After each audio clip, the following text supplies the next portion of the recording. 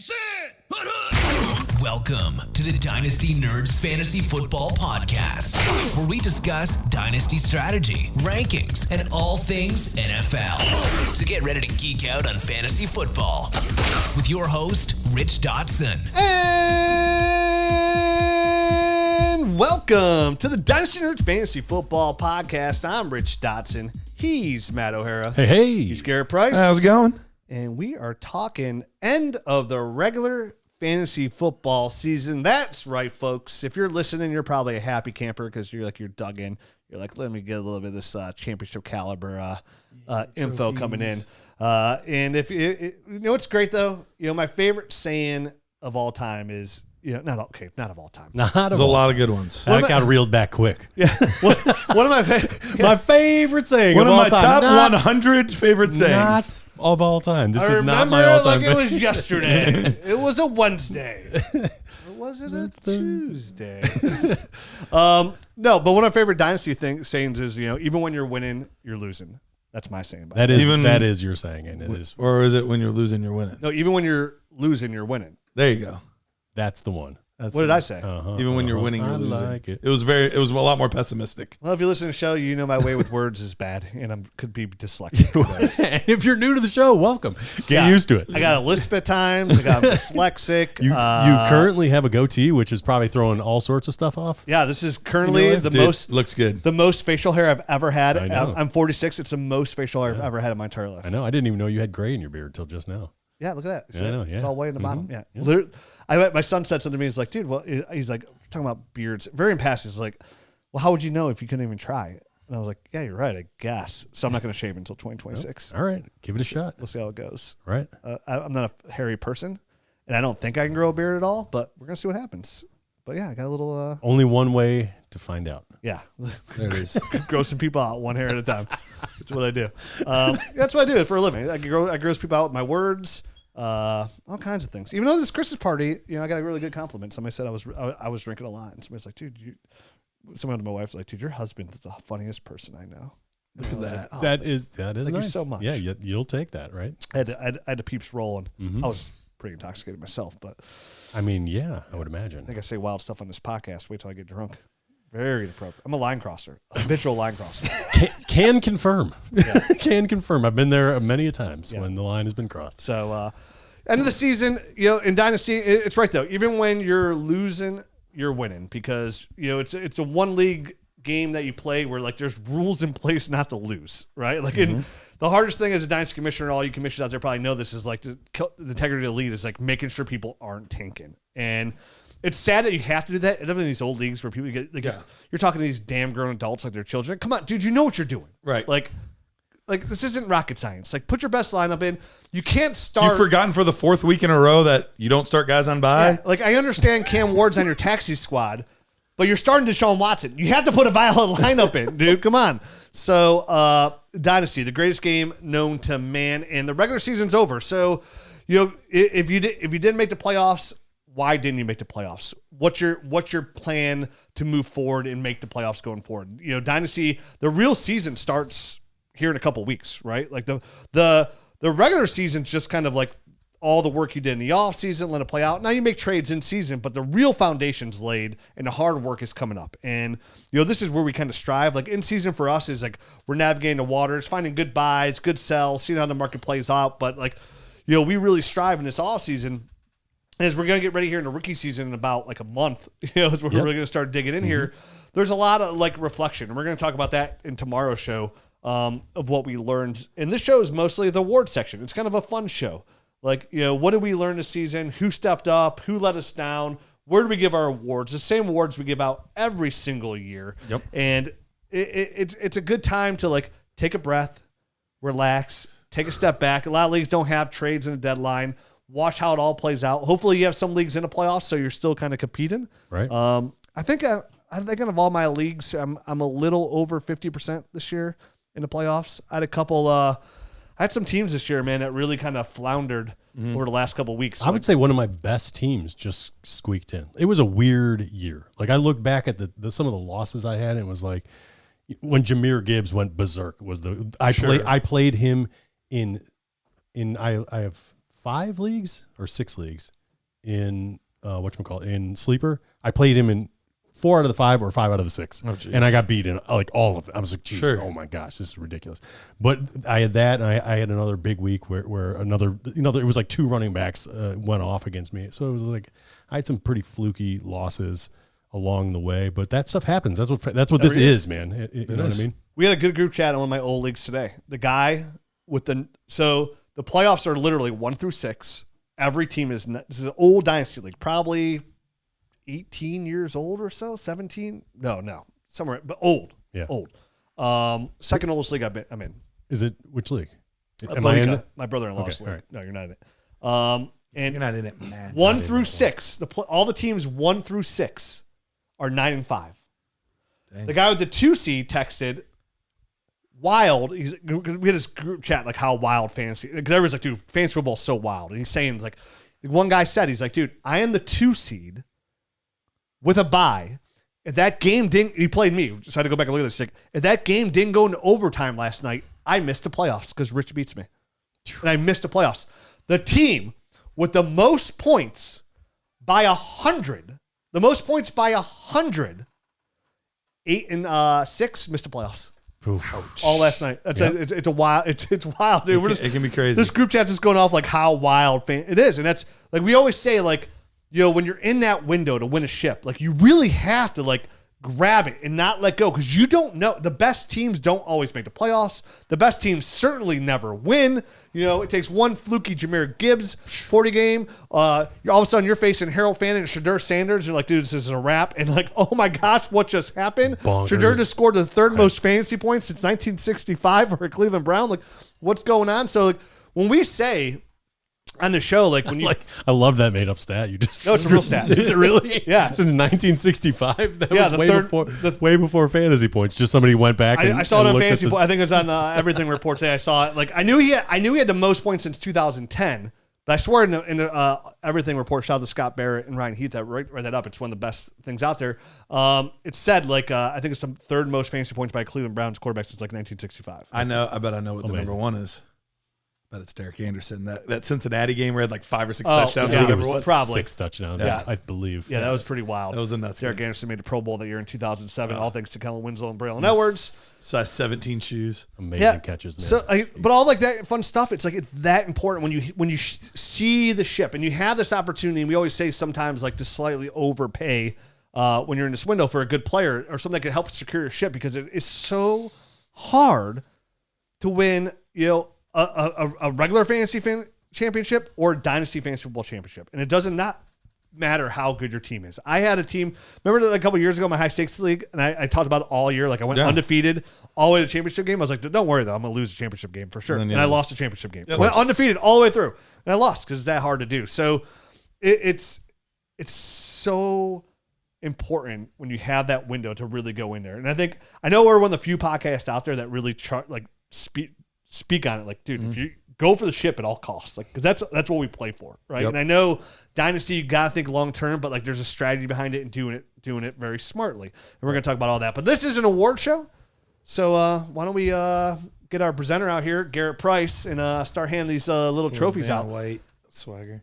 All right. Oh, I like your cleavage. You like that? Whoa, easy. All right. Hey, dude, I go to the beach, man. Nobody wants to see that. All right. Let's start here with the Nico Collins Award. The Nico Collins Award it took a player a while, but they're finally relevant. They're finally a player that you feel good about putting in your lineup. I had a harder time with this one, and then Rich was like, oh, yeah, this guy would have been really good. I was like, that would be actually a fantastic answer. So I don't have my favorite answer, even though it's the guy I picked. But who did you guys go with for the Nico Collins Award? I had 2 guys I went here. I was thinking about. You got to give it to a one. My award, my runner up is. I love that he's already making his own rules. Let's do I it. always make all rules. I always want to. I want to have some like runner ups because again, I have no idea who your guys are. Yeah. Right. Like, so I don't want to have the same guy as like hopefully Sure. you as No, well. you- So like, yeah, you- my runner up was Chris Olave, who finishes wide receiver 7 on the regular year, 13th in points per game. You know, and he's always been there in the back burner. Been a solid guy, but first year is like a high end, like a decent wide receiver 1. But my pick for the Nico Collins Awards is George Pickens. It's a great pick. I don't know how I didn't come up with that one. And for me, what an emergence of his play-in as a wide receiver. Finally run a full route tree out there in Dallas, has really put himself into a big payday and finished the year regular season as wide receiver 3 in PPR. So seeing him get traded, love the fit the moment it happened. We talked about on the show, him and Dak was a perfect fit from the get-go. So the Nico Collins Award finally broke out now, of course, at the perfect timing. Oh, yes. George Pickens. My only concern with him has always been his mentality and how he would be after he got paid, if he'd still have that dog in him. And I hope so. But we won't know until it happens, right? Hopefully he's not a Justin Blackman or something along those lines. It sounds like, the Dallas Cowboys aren't opposed to even just slapping a franchise tag on him, which I think for people out there, that might not be bad for his fantasy value, because he'll keep him hungry and keep him kind of needing to produce at a high level. So we'll see how that one kind of flushes out. But I like that pick. That obviously George Pickens, huge difference maker this year for everyone. That has him on the fantasy team. Overall, wide receiver 3 on the season, points per game. He drops down a couple spots, but Drake London and Rashee Rice that missed a lot of time, so he's number 5 overall. But I mean, just what a great year, what a great spot for him, and it was good because you got to see him in both roles, where he's the number 2, he's the Batman to CeeDee's Robin, and he looked great there. But when CeeDee was out, he was Batman, and he played the role just fine. So it was nice that we got to see kind of both this year, because it does alleviate a little bit of that. What happens if he's outside of this ecosystem? Else, and, could he still do it as the guy? Remember, because think back to Juju Smith-Schuster. What an amazing number 2 he was in Pittsburgh. But then he got the opportunity to be the number 1, and it didn't work out so well. Yeah, and those are the kind of guys, it's weird, those guys always have questions, we question Juju, and we were right about Juju, right? And people are like, oh, Juju's going to be awesome. I don't know. Right. But to see Pickens elevate his game from just running go routes and curls in Pittsburgh to a full route tree and being an opportunity to be a true number 1 has shown that he could be a championship caliber player, a cornerstone player, something that can help you literally get into the playoffs and win those championships. I don't want to move off him without saying we did see some funk though happen this week, right? With him, we did. He defended himself pretty well about. What did he say? Because I didn't hear. He got called out and he said, listen, dude. He's from Richard Sherman. What did he say? Something about you don't understand what my route was supposed to be, what I was supposed to do here. It opened up Ryan Flournoy, what he was supposed to do, and he had all these catches. He did come out and say, listen, I wasn't not trying, this is what I was supposed to do here and here and here. So he at least had a defense for it, because that was a concern. Because Garrett and I talked about it before the show. My biggest thing with George Pickens is not his talent, right? Coming out of Georgia, it's his attitude. It's his attitude. Yeah, absolutely. And your only concern for players like that is when they get paid. The guys that aren't hungry for the game, that aren't that don't love the game and that don't care as much. It was one of our concerns about Adonai Mitchell, right? Our number 1 concern about Adonai Mitchell. Yep. What happens when they get that guaranteed money? Because then it doesn't matter anymore. We saw it with because the fact is I've talked to players in the NFL and they say there's a lot of people that play in the game that don't love football, at all. They do it for the money or because they're talented. Obviously a guy like Andrew Luck didn't love playing football. Another great one, Justin Blackman, right? Unbelievably talented, comes in, top 10 pick, gets his money, doesn't even care after that. Starts smoking weed. I don't care. I got paid. And back then, that was even more guaranteed money, those top 10 those picks. rookies, yeah. They're coming as the highest paid receiver at the time before the rookie wage scale. So we see that at times. So it is a concern. But, like Matt said, hopefully best case he does get franchise tags for your fantasy team. That's great news. Right. What do you got, I wonder Matt? if we're going to see a little bit less of that with the NIL people, because they're coming in, they've already been paid a little bit. They're almost, it's almost like might weed some guys out earlier. Yes. Yeah. That, and they've already made some money. So it's you know what I mean? That's kind of, that stress has already been alleviated. So if they make that money in college and that's all they cared about, and it's kind of done with them, you know what I mean? They're done with it. They're, we won't see as much. Maybe we won't see as much. Unfortunately, though, they don't, they're probably young and stupid because they don't realize how that money will not last. Most of those guys go broke.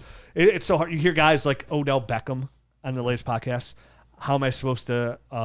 This is not generational wealth, and I don't know how I'm supposed to Could live. be if you were smart about it. Yeah, he's like people don't, because he got paid $100 million. He's like, people don't even realize I had to give $40 million away that just in taxes.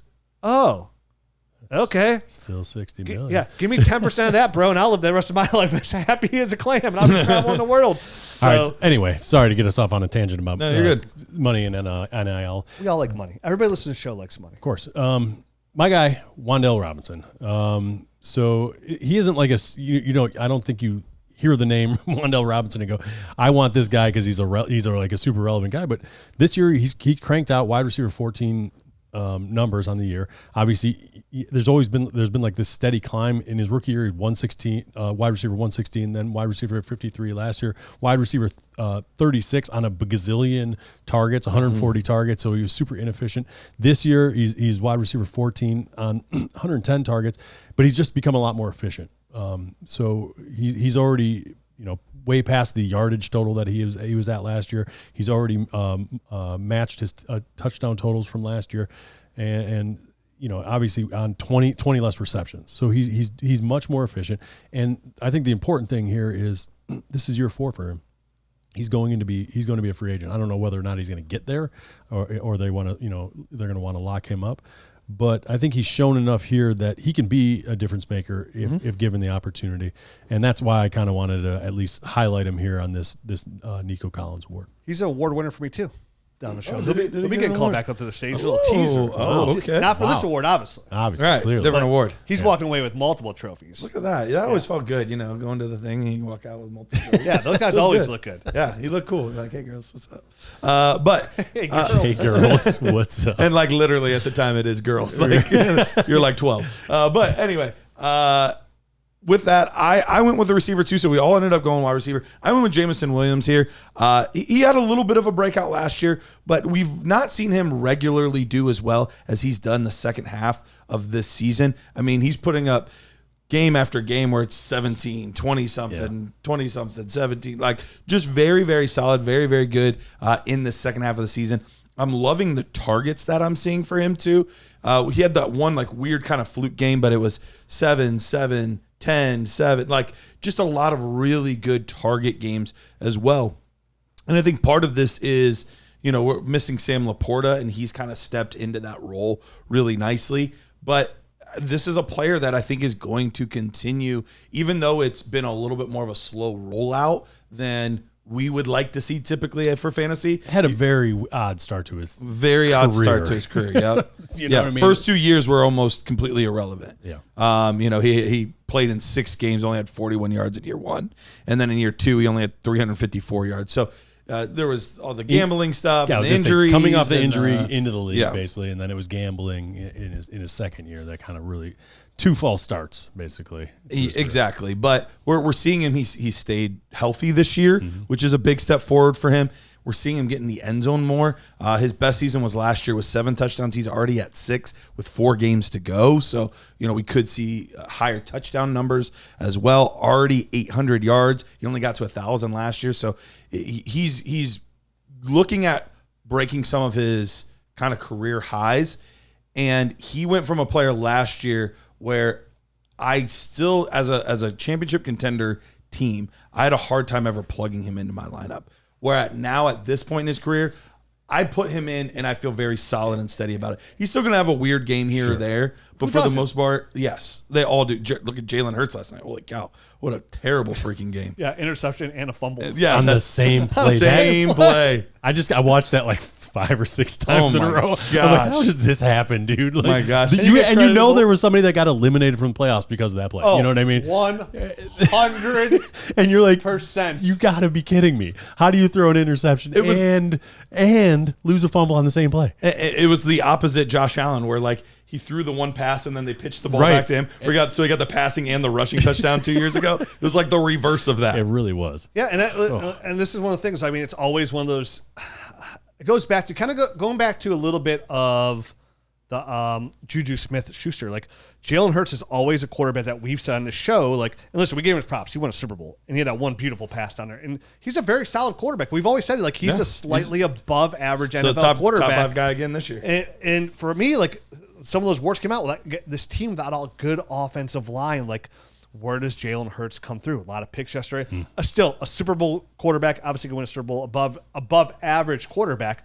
But my concerns with Jalen Hurts always will be, we saw his rushing. They showed a stat last year. It's like half of what it used to be. His rushing stats. Like, where does Jalen Hurts stand as a long-term dynasty fantasy football quarterback? there's still concerns there for him. And get back to Jameson Williams. The one thing I really do like, I mean, obviously you were talking about consistency, and he was up and down at the beginning of the season, but once Dan Campbell took over the play calling is when things really steadied out. And I just wanted to make sure that, we tell the people why, in case they aren't as tuned in to Jameson Williams and the Detroit Lions. He's done a very good job play calling. Yes, steady. He's eliminated the David Montgomery kind of mess where we've seen Jahmyr Gibbs take a really big step forward in this offense, and while still keeping Amon-Ra, St. Brown heavily involved, and Jameson Williams seeing a significant role. So I think he's done a really good job play calling.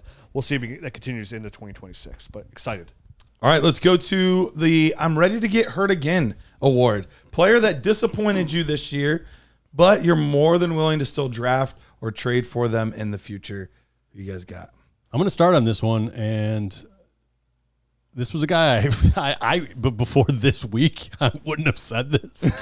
Wow, one game made a big difference for you. My guy is Jalen Wright, man. 22-year-old running back, had done absolutely nothing. This week, he gets 24 carries for 107 yards and a touchdown. I told y'all, bitches. I'm back. I am back on the bandwagon. Jalen Wright, man. He can do it. I told y'all. He can do it, man. I can't wait to see him next year. I got so many shares, it's ridiculous. And I'm sitting there and I watched it and I'm like, see, dude, look, this is. I spent the whole summer talking up Jalen Wright. And what I thought he could be, I was like, dude, this guy's going to be like an RB2, dude. It's like, he's going to be the Raheem Mostert in this offense. And then dead in the water. It just, the season starts and it's like I'm swimming with sharks. I got 85 cuts on me. It's like, oh, this is bad. 85 cuts. Yeah, it's a lot of cuts. I'm bleeding profusely. I jumped into a vat of razor blades. Oh, dude, yeah. Like that dude that jumps into the razor blades that does that wrestling and stuff. That weirdo. But dude, he looked.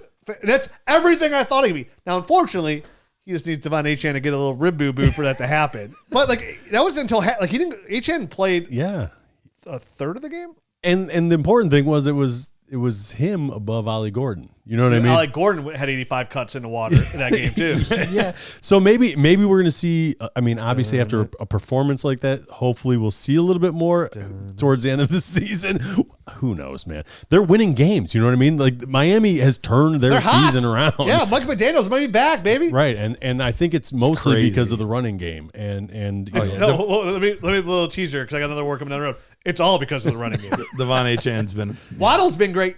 He's been very solid. He's been very solid. Yeah, it's and Tua's done enough. Oh, well, I got some Tua stats for you later. Enough. We'll talk about him. Can't wait for the Tua stats. Yeah. Over the last 6 weeks. All right, who you guys got? Dude, he's more like tuna. And he's in the water too. Who do you guys got, man? Come on. Oh, I got my Hurt Again award. Listen, I go a lot of different ways here. I can go. I know. I had a few different guys. But I'm gonna give a name here that hurt again. This is the first time I'm hurt. Does that count? Yeah, like you're ready to get hurt again next year. Like you've been hurt now. You were hurt this year, and you're ready to get hurt again. I believe, right? I'm trying to make it right. Yeah. Somebody who I still think could be a wide. He finished last year as a wide receiver 1. Was wide receiver 24 overall this year in PPR. That I still heavily believe in. Still gets open a lot. Like his separation score is still fantastic. It's Ladd McConkey. Really weird in that Chargers offense.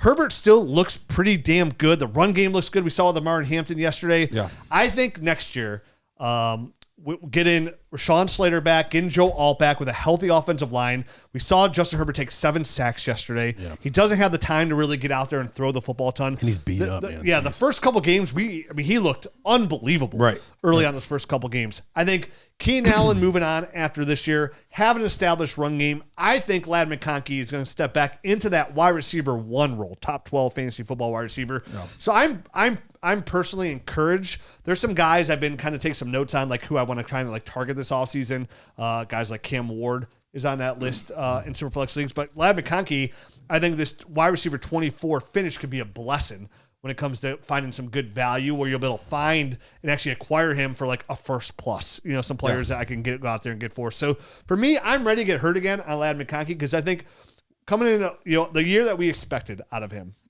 after what he did his rookie year, finished as wide receiver 24, which is still solid. has been a big disappointment. So, Where is he at this year? Wide receiver 24. This year overall. was 24. I mean, I had RJ Harvey was a good option who I thought was going to be a high-end guy here. Dalton Kincaid is another easy one out here. But that was because of injuries as well. So I don't want to use injuries as an excuse. I kind of tried to stay away from that as well. So I'm trying to just use his overall production there. And Saquon had a bad year, but I'm not really get hurt again on Saquon. But Ladd, go ahead and get out the belt. Wow. Somebody's been a Sounds like you're causing the hurt. Somebody. I'm ready to take the pain again. I like it. Buckling my pants, Garrett. I like it. All right. I ended up going with Ashton Genty. And this is one where some people are going to be like, well, I mean, did you really get hurt? He's running back 14. He's running back 14, but everyone had him as a running back 1 this season. There were a lot of people that had him high as end top 6 type running back 1 this season. And I think when you started busting out the Bijan Robinson comps and, all that kind of stuff, I think the sentiment on Ashton Genty is we're disappointed. And when I watch him, there's a couple bad habits that I think he's getting into a little bit, but it's because of how bad this offensive line is. Yes. This offensive line is just absolutely atrocious. Yeah. And so do I believe in him long term? Yeah. He's still averaging 14 points per game. He's not a bad player. He's not killing your team. He's just not carrying your team at the 18, 19 points per game level like people thought he could. And he does have the talent to do. So I am willing to jump back in. He's dropped 2 spots for me in my running back rankings. So I had Achane behind him. Achane's now ahead of him. Yep. And I actually moved Hampton ahead of him. So I switched him and Hampton. Okay. But I see those two as interchangeable, and Travion's not far behind them. Travion's another one I could say I'm going to get hurt again. Yeah. But our expectations were higher than I think everybody else's. Right. really high. Yeah. Really high. So boy, do I love that time when I was like, I'm going to trade out a 2 spot just so I get Henderson over Hampton. I'm like, oh, that worked out well. Yeah. But hey, 2026 will tell me if I'm wrong or not. You never know. Yeah. You never know. But the guy I almost went with, but I was like, do I really want to get hurt this bad? Was Caleb Johnson, where I was like, oh, dude, I don't know that I want to get that hurt. I don't. I'll twist my ankle, but I'm not trying to be in a coma. I'm going to talk about him in tomorrow's show. Okay. All right. There you go. I learned a lesson from that one. There we go. All right. Let's go to the next one. Rich's favorite award, the Kim Kardashian Award, Comeback Player of the Year. Yeah, this is. I think this is easy. I wouldn't be surprised if we're somewhat consensus. I don't know who your Might guys be. is. Yeah. Is your guys a running back? It is. Does he play for the Cowboys? Yeah. It does. So it's unanimous. It's Javonte. Yeah. Wow, Javonte Williams. Woo! Congratulations. Favorite Williams. Favorite Williams. He had to be the guy. I mean, there were a couple. I thought about Daniel Jones as a possibility, but it felt cruel to pick that for him when he's out again. Oh, so devastating. You didn't come all the way back because you gone again. I mean, for the regular season, he came back, but he left me with a dud with 3 points. Yeah. So he just. I was worried we would never see even 75% of the juice that he had as a rookie. Because as a rookie, he looked like a world beater. I mean, just throwing guys off him, breaking tackles, just looked so good. And then, but he had to share some time with Melvin Gordon, and it was annoying. Kind of like Ramondre with Trayvon. It was kind of like that, where it's like. Melvin Gordon, forgot about him already. God, it's crazy how. Time flies so quick. It does, dude. Melvin Gordon, Dalvin Cook ears. Great stuff. And LaShawn McCoy. Yeah. But all that being said, I don't know that he has quite exactly the same juice that he had as a rookie, but pretty darn close. At least 90-95% of it, because he looks like I remember him on tape. He looks like the guy he did his first year in Denver. He's breaking tackles. He's getting the yards he should, and then some extra as well. So it's just really good to see a guy that you root for. He's, by all accounts, is just a great dude as well, and succeeding. You love to see it. Yeah, I mean, dude, running back 7 a year. You're right. I thought we were getting a jar of concentrate. 100% juice. 100% juice, baby. We're in there. This is pure natural. Again, it's a running back, so it's a very fickle position. Sure. Who's a free agent. So much could change. Kind of go back to George Pickens. You really just hope he stays in Dallas. That's best case 100%. scenario. Because honestly, anywhere else he moves, you have to say, that's kind of a sell opportunity, right? Probably. You go somewhere, he gets paid, I might want to sell this. I want him back in the system, in the same offense, with Schottenheimer, with Dak.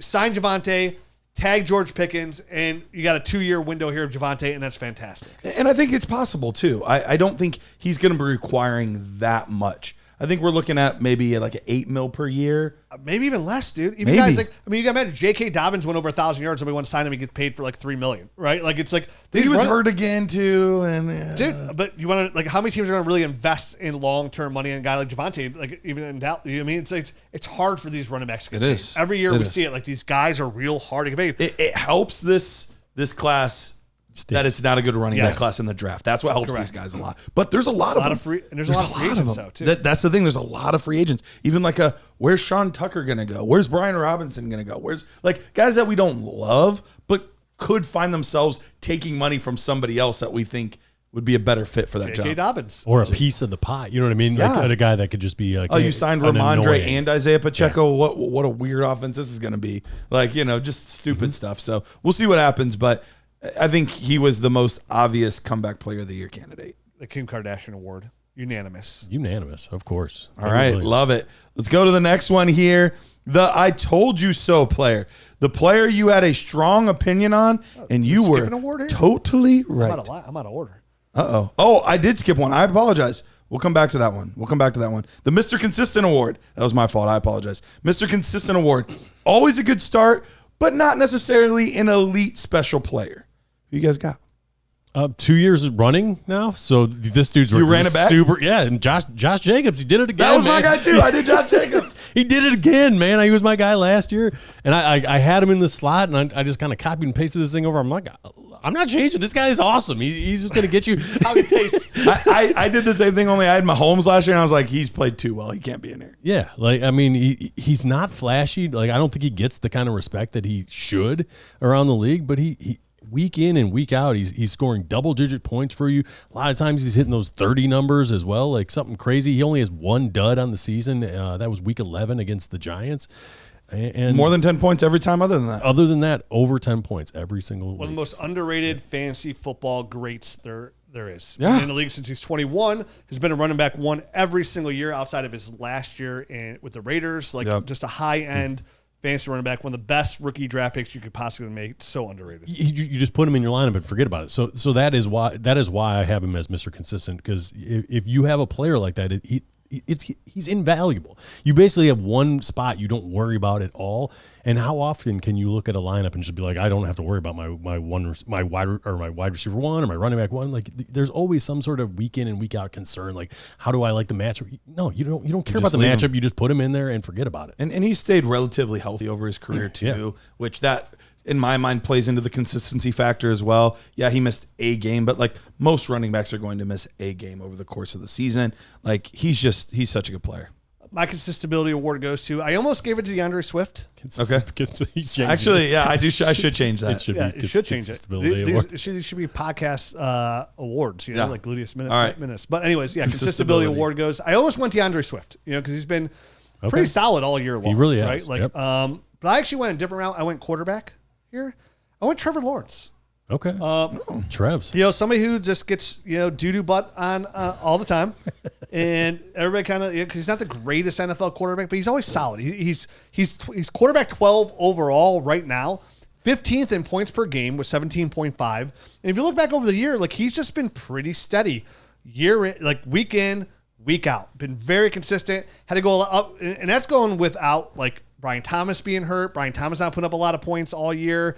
Travis Hunter kind of like finding his way and doing guys like Parker Washington, Brent Strange, the running game. So Trevor Lawrence gets my Consistability Award of the year. Just been very steady, an acquirable dynasty asset. Yeah. Somebody who I went out, like I think I talked about in the summer. Like I think he was my number one buy in 2025, like I bought the most shares of, was Trevor Lawrence at quarterback. I was kind of like optimistic about getting the Travis Hunter and Brian Thomas together, and he was absolutely actually obtainable. Really trying to find value, and I thought he was very valuable. So like overall, I feel very good about return with him obviously being quarterback 12 and a 17.5 point per game. Like I'm very happy with. I love this for fantasy purposes. I just have one kind of, I guess, gnawing question in the back of my mind, and I think it'll help get some clarity as to how we feel about him long term. How would you feel, both of you guys, if T-Law was the Browns starting quarterback? Oh, dude, from what I've had to witness over my whole life, I'd probably have a shrine somewhere going, I'd probably have long hair. Okay, so you'd be down for it. Garrett made a kind of funny face. I did. It's just, yes, it's better, but it's like, congrats, you're the skinniest kid at fat camp. Like, that's not saying much. Like That's kind of where I'm at, and that's why I asked the question. Like, I think he's great from afar, and he's obviously shown some good. He's done some good things for fantasy. What's horrible is I think Trevor Lawrence is like Shedeur's ceiling. I think Trevor Lawrence is Shedeur Sanders' ceiling. Sure. Probably. Yeah, probably. If we get lucky, that's what that doesn't make me feel good. Right. That's why they should draft a quarterback. But you're right. Next year. You're like, listen, I mean, because NFL, I'm sorry, no. It's like literally the haves and have-nots. Yes. And you like Trevor Lawrence, that quarterback that needs everything around him to go win a Super Bowl. He is. And that's kind of, when you're thinking of dynasty fantasy football, you have to, if you look in small windows, T-Law, great. But if you zoom that thing out to the bigger picture, which is like, is he going to have longevity in the league? Is he going to be sticking around? Yes. The money says yes. But there's going to be a quarterback sticks around. There's going to be a point where it's like, all right, we got to replace this guy. You know what I mean? Like he's just not getting us to the Super Bowl.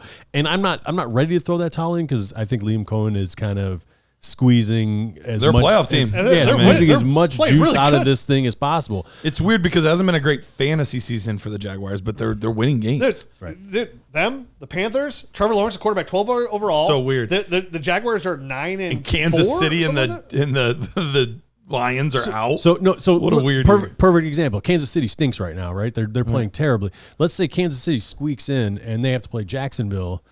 Do you feel better? Taking Casey off. Yeah, exactly. That's my whole point. Like, we'll see. Yeah, real quick until he does it. Right? The other guy that I wanted to get in, we already mentioned him, was Daniel Jones. All but one game, we're not going to count his injury game. All but one game, he was over 15.8 points per game. Like, just really steady, consistent all year long. This is Danny Dimes we're talking? Yeah, Daniel Jones. So he was another one that I considered for it, but I went with Josh Jacobs as well. I'm going to send him a card. It's so sad. That all is right. so sad. Now, after the Consistability Award, which has a red line underneath it because it's not a real word and I didn't know how to spell it. But the I Told You So Player Award, the player you had a strong opinion on and were totally right. So I too. Of course, Rich Which is like Rich S. I kept track of all of them, actually. A good and a bad. So the I Told You So, I only have a bad, and it's Saquon Barkley. And I gave plenty of warnings. You look at his over 378 is what he ended up having touches last season in 2024. I warned people there was going to be a dip this year. That's just too many carries for that to kind of happen. And this year, obviously, it's not horrible. He's still he's running back 17 right now. Or at least when I when I clip this, and that was before last night's game. Yeah, so last night's game, I think it bumped him He's up. 13. 13. So he's or wait, no, I'm on standard. Hold on. He is at 12. Okay. So I guess it's not that bad. but I think it is from an expectation standpoint. But from an expectation, 14.4, I think if you were expecting a dip, because he was like 21, 22 points per game last year, like your dip, you're like, okay, I'll be okay with 18 points. Yeah. Not 14.4. Which he got last night.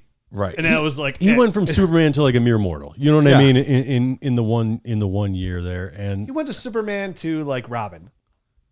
Superman to like Aquaman. Like he's still in the comic book. Well, at least Aquaman can talk to fish. Robin's like Captain Planet.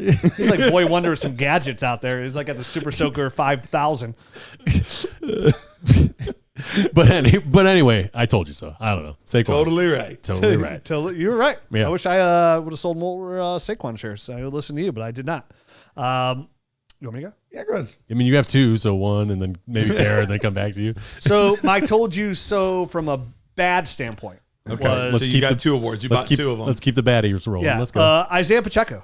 I said all year before here, man, like this is somebody who they re-signed Kareem Hunt, which worried me. This is a team that wanted to get off of Isaiah Pacheco, then loved where this team was going. And I was right, man. He's averaging 6.9 points per game, running back 53 in a year. I know he missed some games as well, but still, like even the points per game kind of tells it. It's just been kind of non-startable at all. Like, and you had some value to get out from there, from them. And I said, I was like, this is the last time you'll have value, I think, to sell Isaiah Pacheco. And, kind of the things where kind of like I told you about Jalen Wright. I was like, dude, you got to play Jalen Wright. He's going to be a stud. Got to be a stud. Got to do it. Stud week 14 only. Week 14. Isaiah Pacheco's going to be bad all year. J-Dubs, week 14. Week 14, start him. Fire him up. All right. Mine, it's one of our most liked TikToks of the year. Right. I did a video on dark horse players to be number one overall at their position. And at wide receiver, I picked JSN. Woo. And he's playing pretty good. He's playing pretty good. Honestly, that whole video was great. Like, borderline clairvoyant. You should retweet it. Until... You should retick it. Retick it. Retalk that tick. Reticky-ticky-tabby. Quarterback, I had Drake May. I had Drake May at quarterback, who's eaten. I had Devon Achane at running back, who's not far off. I had Jackson Smith and Jigba at wide receiver. And then David Njoku at tight end. Totally ruined it. 3 out of 4. It's 75% Hall of Famer. So close. Still pretty good, though. So close. But yeah, and it's funny because usually when we get something right on a video or whatever, it's like silent. But I had so many people that, with Sam Darnold, you mean Jackson Smith and Jigba that couldn't beat out Tyler Lockett? Like so many guys that like everybody else is now coming back to the video like, oh yeah, how about that JSN wide receiver one? Like, so it's actually nice for once because like everybody's coming back on like the other side of it and trash talking everybody else. So it's kind of nice. Kim Kardashians. Look at that. Yeah, look at that. All those comebackers. And then I told you so to you two specifically. Oh boy, here we go. Right to us. Travis to Etienne. our face. Travis Etienne. Yeah. It's true. Running back 10 on the year. Has looked good all year long. Played the entire second half on Sunday after Tua fumbled the football. Just somebody who I thought in a contract year, given this opportunity, I didn't believe in Tua enough to come in there and steal the job. I thought on the touches and mostly in his passing game that he had a chance to finish as a running back 1. And he did. Running back 10 on the year. I'm excited about who's still unbelievably attainable, who's going to be a free agent, has a chance to go somewhere. Just, again, really kind of undervalued. And that's why I thought the rebound this year would be a nice rebound year. And I told you guys so. And you guys told me you couldn't get on that train, but this train went choo-choo all the way home. This is his most efficient year in the past 3 seasons ever since his first. As far as yards per carry, he was down in 3.8, 3.7 for the past 2 seasons. He was 5.1 in his first year where he actually played. And then this one up to 4.6. So he's looked good. He definitely rebounded and looks better in this system than in the past. It was interesting, too. Going back to Isaiah Pacheco, how you mentioned, right here you can see it. I put out like my year-long projections. This was the first year I did it. And on the sheet, you could see the top 35 running backs. And Isaiah Pacheco wasn't on it. And somebody was like, where's Isaiah Pacheco? Did you leave him off? I was like, nope. He's off. He didn't make the cut. That's intentional. Yeah. All right, let's go to We've only got a few awards left. Let's go to the pleasant surprise player that way outperformed your expectations. I'm gonna go real quick just because mine's that repeat offender going home the multiple trophy, Wan'Dale Robinson. Okay, sure. Who Matt gave it to earlier. We talked about before, Garrett. Like I think in the offseason, like wow, because he was a blind resume in guy. The summer. Yeah, like a guy who had like unbelievable amount of targets, and it ended up being like wide receiver 30, whatever. Yeah. And you're like. But hey, just to kind of throwing it out there, like this could be something. Like I remember you specifically bringing it up. You and I had a conversation about it in the summer. Like, hey, for anybody that want to make a trade, like this could be something. So I was like, yeah, it could be, but maybe not. But and then obviously it took him a Malik Neighbors injury as well to come into fact in the emergence of Jackson Dart. But yeah, very pleasant surprise, averaging 14.4 points per game. Matt mentioned wide receiver 14 on the year in PPR, a true championship caliber player at that point. Somebody who had not even pegged in your lineup, who at probably like on a good team is your wide receiver 3, who's a high end wide receiver 2. That's how you win Dynasty Fantasy Football Championships. A very pleasant surprise, Wan'Dale Robinson. I am also going with a repeat offender here, or award winner.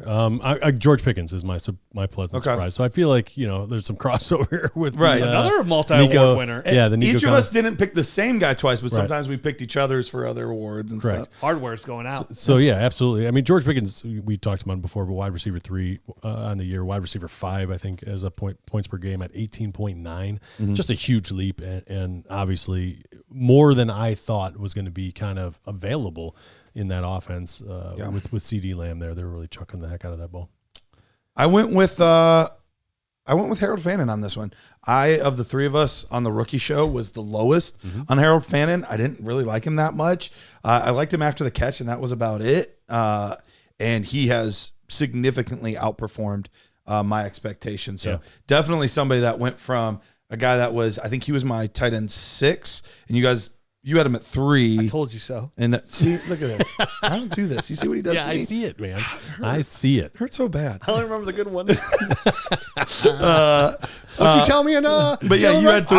I think you had him at 3 or 4 or something like that. And I had him lower than that. I had like Mason Taylor, and then I had Elijah Roro, and maybe it was Gunnar Helm. I think I had Mason Taylor above him. Okay, so I think you had him at 4. Yep. Okay. Oh, another multi-hardware guy we're about to talk about, Harold Fannin. Oh, look at that. Look at that. All right. Rookie Value Award. I wonder what that is. Harold Fannin. Hey! That's my Harold Rookie Right, Value Award. right. Went in the 3rd round of just about every rookie draft there was this year, whether it be tight end premium or 1 QB. That's where we went in the 3rd round. The best value, hands down. It looks like I moved him up in my tight end ranks in Dynasty. This looks like a guy who's going to be a player for a while. One of the youngest players in the NFL at 21 years old. And you mentioned, Garrett, one of the things that he's very good at is when he gets the ball in his hands. Yep. He is like Tucker Kraft, essentially. He's always getting extra yards, and his route run is pretty solid. Kind of Bowling Green should only get better. That was the thing I wasn't sure about, and that's what's impressed me overall is he's running much better routes than I thought he was capable of. It looks like the clear-cut number 1 weapon in this offense as well for the Cleveland Browns. I can't wait to see Harold Fannin even with another true number 1 receiver.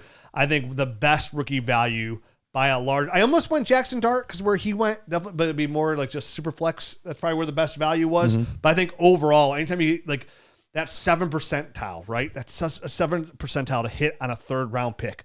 When you finally get one of those guys, that's how you change the directory of your dynasty team. When you start hitting on those 3rd round picks, late 2nd round picks, and adding multiple players in a rookie draft that are outside the 1st round, is how you really build a foundation for a good team. And I think that's exactly what Harold Fannin is to me, a foundation piece, and happy to have all the shares that I do. No doubt about it, man. Great pick. I actually picked my player knowing that you were going to pick him. So I was like, I'm going to stay away from Harold Fannin because I know my good friend Rich over here is going to pick him.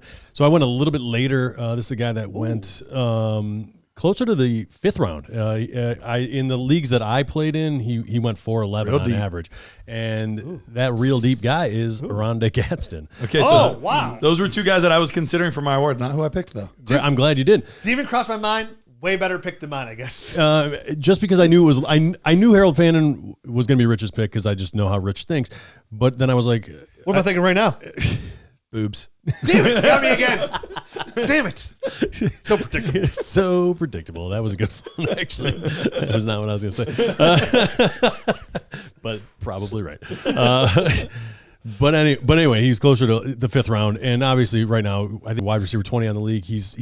He's right there with Colson Loveland, who was a 1st round draft pick, basically, as far as the standings this year for fantasy. So Aronde Gadsden, I think, is a great value. Yeah, no, I think that was a good one. Both those guys I considered. The one thing that stinks is he's kind of taken a little bit of a step back, and it was ever since Joe Alt kind of got injured. They've been kind of, I think, using tight ends to block more and help the tackles. So his numbers have gone down a little bit. And less time to throw, unfortunately. Exactly. I ended up going, this one probably isn't a huge surprise either. Kyle Monangai for me was the rookie value. A guy that was going 4th round pick, 5th round pick, 7th round of the NFL draft. But when he's been getting opportunities, he's been producing 10 or more points in every game that he's had double-digit touches, except one. He obviously had the huge game against Cincinnati, 26 attempts for 176 yards, but he's had other 100-yard rushing games as well. He had the big one on Thanksgiving against Philadelphia, and he's just been, he's been averaging almost 5 yards per carry this season. Really, really solid, and a player that I liked a lot, but he's even exceeded my expectations to some extent because they've been willing to use him even in the passing game some, which wasn't a strong suit, but he's looked fine doing it. So I've just been really, really enthused with how good he's looked this season. So he was my rookie value pick. All right, let's go on to the actual rookie of the year. And this one was a little tricky for me. This one was hard. I settled on who I think it should be, and I feel pretty good about it. But it took me a little bit to really decide who I wanted. I mean, I think earlier in the year it would have been Cam Scatterbo, right? Like slam Dude, dunk No, before early that in the year dude. it would've been a Mecca. Yeah. Yeah, early and First then 5 weeks of the season, slightly It was a- late, it was a later whole- early by week 8. It was Right. Cam, and then he got hurt. And Yeah. then because Cam averaged 16 points a game, like he was eating. Yes. But yeah, Emeka was like 20 points a game to start the year. Yeah, for the first 5 weeks of the season, and he's really cool off. Listen, I think this class overall is a very solid class. Like I'm happy with it. I'm happy with the first round. I think this is the patient class. Yeah. Like I don't think you It'll got take all us a little bit longer. Yeah, I don't think you got everything you want to get. I'm very optimistic for the future of this class. Obviously, Jackson Dart, somebody could have won this award for me. I didn't give it to it. He was in the running for me as well. Yeah, I Did still not think win. Cam Ward. I know you said you're totally out on Cam Ward, but I still like the foundation Cam Ward. I still think he'd be a really good quarterback there. Love all the running backs. Love the early receivers here. Obviously, the tight end is probably the greatest tight end class we will not ever see, but that we've seen So far. But I think my rookie of the year was. At first, I thought it was going to be hard, but look at the numbers. I thought it was actually pretty easy. It was Ted McMillan. Okay. I considered him. Very consistent. He's my number 2. He was wide receiver 13 overall. His rookie year on the Carolina Panthers, who a team is kind of struggling and winning. He's a big part of that as well. And if it was super flex, I'd probably give the Jackson Dart for like how well he's played through controversy. He's my 3rd. But overall, for me, it's just Ted McMillan. The chance to still be a wide receiver 1 on a year as a rookie is such a huge accomplishment with how talented they're like the whole NFL is amongst these receivers and how deep it goes with talent. I think Ted McMillan has really solidified himself as an alpha receiver, a cornerstone player on your team. Somebody you could actually consider taking in the late second round of a startup draft right now. So for me, my rookie of the year was Ted McMillan. Yeah, that's a good one, man. I was going back and forth between Ted, Jackson Dart, and the guy I ended up picking, Tyler Warren. So I mean, for me, tight end 4 on the year, obviously. He's had he's going to have a little bit of a rough end to this season, I would imagine, with whomever they roll out there, be it Riley Leonard or sure. Phillip Rivers, maybe. Phillip freaking the mummy that is Phillip Rivers. If they He's could so dust awesome. him, He was off. getting a Hall of Fame votes. He was like He's a finalist. Oh, it's awesome. and it resets, Dude, which I is went- hilarious. Just Oh, if you're in a my league God. with me, I went all fab. Did you? Every league, even leagues I wasn't even that I missed the playoffs in on that guy. Didn't I went, care. Oh, dude, because if I can't have him, I went all fab. I can't have. I mean, no at that one point, you might as well. and the news, because I was like, dude, maybe like I can get him on waivers, and somebody will give me like a 3rd round pick for him because they need a quarterback. Right. And like the fact that my favorite news about the Phillip Rivers is he was running the Colts offense for his high school team as coach, and so he's just ready to go. That Yep. is hilarious. No sense setting up. That is hilarious. So anyway, Tyler Warren, we'll see how the end of the year goes. For me, I think, just came in as such a difference maker. He can win in so many different ways, and they're using him creatively enough that for me, he's the top rookie. I did end up going with Jackson Dart. You both mentioned him, but both of you were too big of cowards to do it. I did it. I pulled the trigger. Not coward, just very close. I thought he didn't deserve it over, you know who.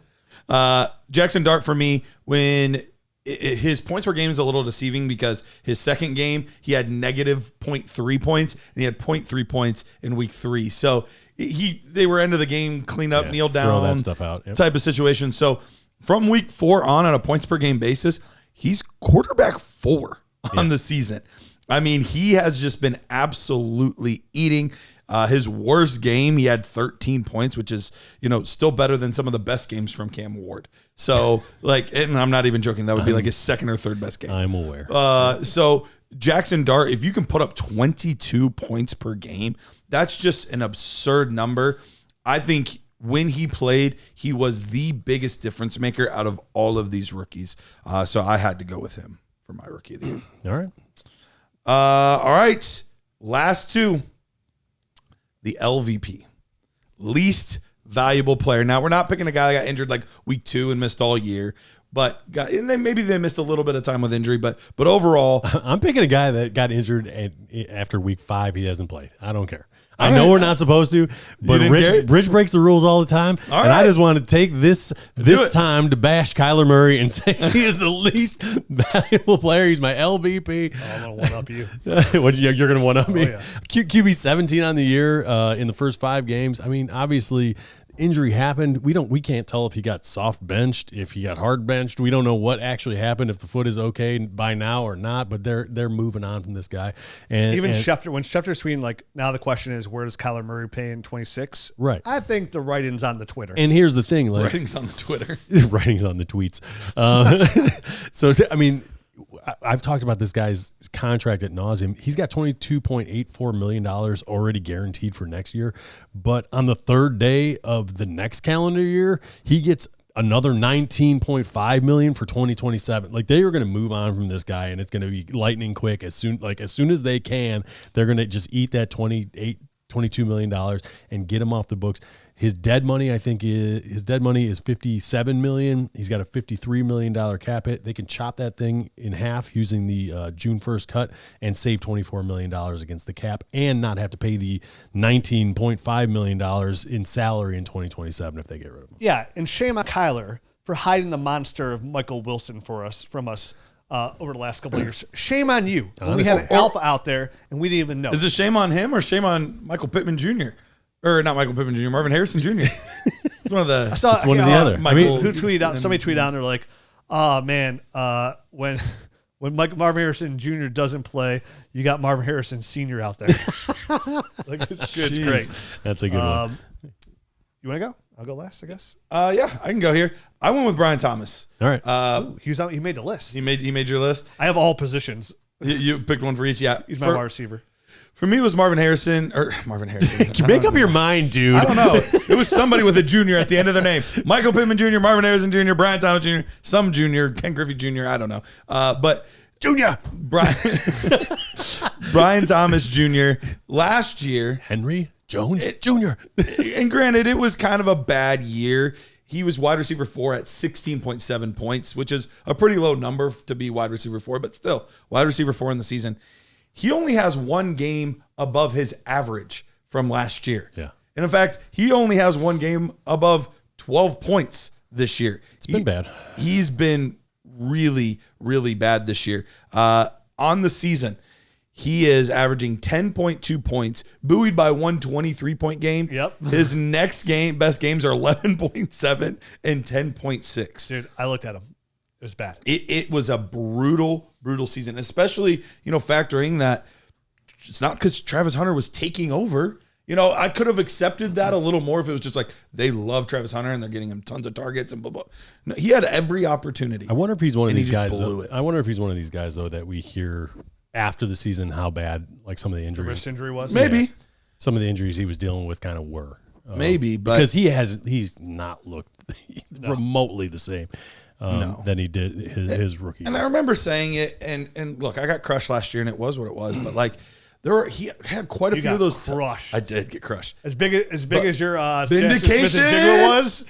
Your Brian Thomas was probably just as big. It was. Man, that got hate for like a month. Oh my gosh, it kept resurfacing, and so then like, guys, I said that like 8 months ago. Yeah. Like, chill out. He's like herpes, it just kept coming back. Garrett said, I think Brian Thomas is a sell high, and Garrett got shit on for over a month. Oh my gosh, like, dude, people called me the R word. Like, bro, like, I got crazy stuff in my DMs. Like, called you rich? Yeah, that's what they said. Unbelievable. What a compliment. It was crazy. But he had quite a few plays last year that were like broken coverage, and so you add 2 or 3 60-yard touchdowns to your resume. That helps things quite a bit. Of course. But I also think part of it might have been Mac Jones. Mac Jones and him looked pretty good together. So we'll see all that plays out. But Brian Thomas Jr., where you were drafting him in the second round, he did not return value this year at all. Yeah, he's on my list for receiver for least valuable player. Isaiah Pacheco at running back, who averaged 6.9 points per game. T.J. Hawkinson at tight end, who was tight end 22, averaged 7.8 points per game. This year? Jeez. That's JJ. No kidding. But my number one LVP is a guy who played all year long, averaged 12.2. Same position? 12.2 points per game. I knew it. I almost went with him. 7 out of 13 games, he had under 10 points. 7 out of 13 games. Now, I know what you're thinking. This is really bad for like a wide receiver, running back, or tight end. Nope, that's quarterback. That's Tua Tagovailoa. You picked Tua as your LVP? Dude, he was quarterback 22. He averaged 12.2 points per game. 7 out of 13 games, he had under 10 points at quarterback. Under 10 But you points. drafted him so late. Listen, if you're in Superflex and you're putting him in there, I thought you were going Justin Jefferson. That's who I thought you were going with. And I was like, I could have seen that. Listen, that would have been fine too. No, Tua Tagovailoa. He doesn't want to bash JJ McCarthy. That's why he didn't pick him. Like, dude, when you have a quarterback, like I always say, like when you have a guy who's like, he's quarterback like 18, 19, it's pretty good. He's averaging worse than like tight ends at times. You know what I mean? Like, he was under 10 points in so many games. He's absolutely crushed teams where you're like, hey, dude, like if you're a Superflex team and you're going this year, right? A guy who led the NFL and just a couple years ago and passed it, and you're like, oh, quarterback 2 is my quarterback 2. My other team's beastie.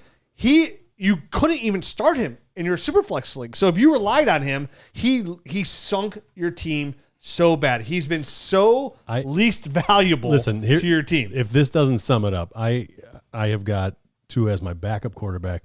Josh Allen is my starter. The 1 week I needed to use him was the week Tua played in Cleveland, and there was supposed to be terrible weather, and I had Tua and Dylan Gabriel, 2 5'10" lefties, when there was supposed to be like 60-mile-an-hour winds, and I was trying like hell to just like go out and trade. No one would trade with me, so I was trying to figure out whether I was going to start Tua or Dylan Gabriel. Like that's how bad Tua's year was this year. I had to use him 1 week. Like where's Jacoby Brissett? And I was exactly. Like I'm like trying to find anybody else other than Tua to throw in my lineup.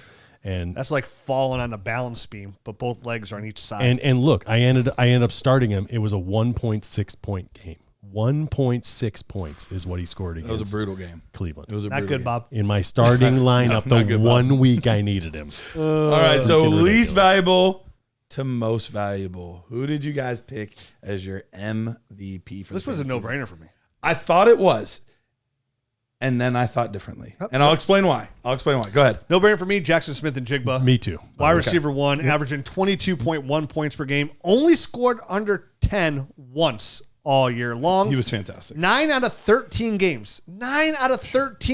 He had over 20 points in PPR leagues. That's not Tua. That's JSN. What a monumental leap to establish himself as where you could take this guy in a 1 QB league, number 1 overall at 23 years old. And it's not just the fantasy points that's out there. All the metrics, every metric at receiver, from separation, getting open, every win, he has just absolutely thrived in doing things that haven't been done. All levels of the field. Yes. He gets a ton of separation. The balls that Sam Darnold, they're just dropping into the bucket. Like insane stuff is happening there. And I'm just so jealous, I guess, is the word, that they were able to go get Sam Darnold, and then everything just kind of fell into place there in Seattle, and the Browns keep spinning their wheels. We saw a little bit coming on at the end of last year. We saw JSN coming on at the end of last year, and again, you'd find me hard pressed to take any other receiver over him. He has moved to my right now. I moved him about 2-3 weeks ago. Officially over Chase, officially over Puka, officially over all those guys. Yeah, dude, rightfully so. I think I still have Chase ahead of him right now, but like in 1 QB, it goes Chase, it goes JSN, and then it goes Bijan in 1 QB for me. Oh, okay, yeah. I went a different route. At first, that was the layup for me too, and I was like, this is easy. And then I was like, but I was going to use him in this category for my right pick of the year. I was like, but I want to stick with what's best, and so he's MVP. But then as I was looking through positions, I was like, actually, I think Trey McBride is the fantasy football MVP this season. Look at what he has done this year. 18.1 points per game on total points. Insane. He hasn't missed a game. Yep. That would be wide receiver 4. If you put it any sort of tight end premium, he has scored more points per game than JSN. More than JSN. And JSN is getting to go up against, like, okay, you don't have JSN, but at least I have CeeDee Lamb, or at least I have Puka Nacua. If you don't have Trey McBride this year, you don't have basically anything else. Brock Bowers is the next closest at 15.3, almost 3 points separation between 1 and 2. And Brock Bowers missed time, so you lost some weeks in there of production as well. But then once you go down into, 6, that's 12.7 points per game. 18 versus 12.7. The difference maker that Trey McBride was for your fantasy team, whether it was tight end premium or not, was huge. But if there was a premium, he absolutely carried you week in and week out. And so even though I think JSN is a very deserving candidate, for me, the positional scarcity mixed with just how freaking well he's played, I had to go with Trey McBride on that one. It's a good one. It really is. A really good one. It makes a lot of sense. I mean, I was looking at the running back now. He would have been running back 6 or something. You know what I mean? Like from a points per game basis, that is sick, man. That you can get that kind of production out of any tight end whenever you do that. Like you said, those are the kind of guys that kind of waltz you right through the whole year and into the Such an playoffs. And advantage. Yeah, guys like that are like, we talk about positional value. There's only a couple, him, Brock Bowers, really right now, the only guys out there. We saw it before, like Gronkowski. Those guys single-handedly make the huge, massive difference. If you get one of those guys, they are most valuable to your team because they give you Travis Kelce was that way for a long time. Like say you play in a standard 1 QB league, 1 quarterback, 2 running backs, 3 wide receivers, 1 tight end, and that's it, right? Essentially, no flex even. That gives you 4 wide receivers, and he's giving you wide receiver 1 numbers. So if you have like 3 really good receivers, nobody's beating you. Nope. So, all right. That's it. We'll be back tomorrow's show with more Dynasty Fantasy Football. As we enter this offseason, never forget, I know they just opened some more contests, some more rabbit contests, which are absolutely fantastic for the season. Fast Draft, you go check them out. Download the app, Fast Draft. If you use the promo code NERDS, you're going to match your deposit up to $100.